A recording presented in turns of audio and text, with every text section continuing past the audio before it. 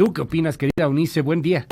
Buen día, Luis. Pues efectivamente, como ya se mencionaba, además creo que pasó, como todo el mundo estuvo muy concentrado en lo de Banjico, pues esto pasó prácticamente en automático, ¿no?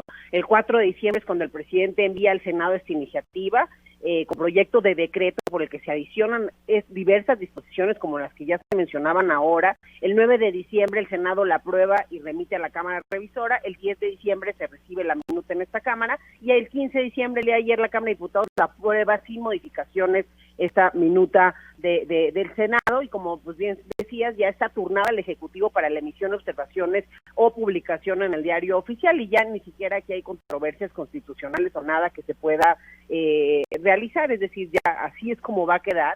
Y bueno, hay varias cosas que mencionar al respecto. Primero, el panorama y el contexto en el que estamos, que es un cambio de gobierno en Estados Unidos, en donde esto pues marca, de por sí ya con no haber felicitado a Biden, marcaba una dificultad, digamos, de alguna forma, ¿no? Menor, porque finalmente hay una relación bilateral muy importante, pero bueno, ahora con este tema creo que sí va a ser más complejo y va a importar mucho a Biden y va a haber consecuencias al respecto. Es decir, esto sea también en el marco, Luis, hay que recordar, del general Cienfuegos, de la detención del secretario de Defensa también, que fue detenido en Estados Unidos con base en información obtenida por las agencias de Estados Unidos en territorio nacional, que nunca fue compartida al gobierno mexicano. Entonces también ese es el marco en el que se da. Y también no hay que olvidar, Luis, que desde la llegada del presidente Andrés Manuel, el discurso del actual gobierno federal ha sido constantemente hablar de Estados Unidos como la injerencia que había de ese país en México en sexenios anteriores.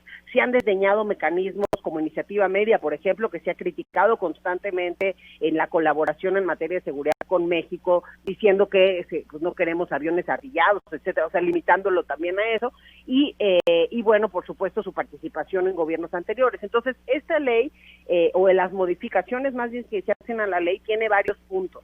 Por un lado, retoma el contenido de, por ejemplo, el acuerdo de las Secretarías de Gobernación, Relaciones Exteriores y Procuración General de la República, justamente en el ámbito de sus respectivas competencias, que establecía las normas para regular la estancia temporal de los agentes en nuestro país. Esta data de julio de 1992. ¿Cuál es la diferencia? Retoma muchos puntos de este acuerdo.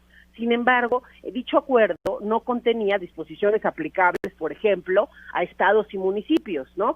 Esto sí se agrega en esta nueva adición a la Ley de Seguridad Nacional, que vulnera de alguna forma el federalismo, ¿no? Y denota una tendencia completamente centralista, ¿no?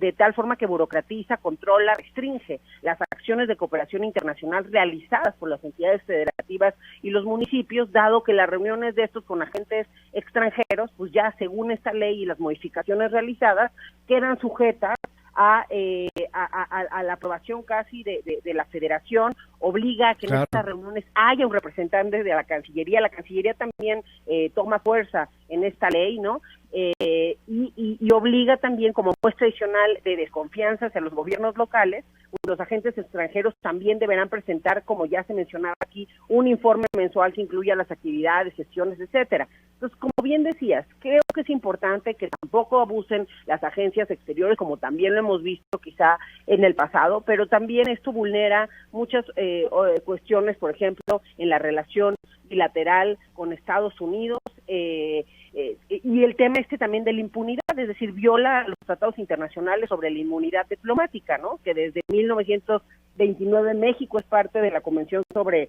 los funcionarios diplomáticos, y bueno, justamente esto en el artículo 19 de este instrumento se habla de esta inmunidad que queda básicamente ya pues fuera con esta adición a la Ley de Seguridad Nacional. Entonces, pues sí, creo que son varias las implicaciones, habrá que revisar, pero sobre todo va a haber una implicación con el próximo gobierno de Estados Unidos y Biden, que a diferencia de Trump conoce mejor la relación bilateral en materia de seguridad, y hay que decirlo, Luis, en este gobierno no ha logrado haber una interlocución pues muy dinámica entre las agencias y este gobierno, y eso pues también va a ser parte de estas implicaciones con el gobierno de Biden. Doctora Eunice Rendón, ya estaremos platicando más a profundidad y muchos temas más. Te mando un gran abrazo, Eunice, y lo mejor para el 2021, por cierto. Igualmente para ti, Luis. Hasta luego. Gracias, es la doctora. Buen día.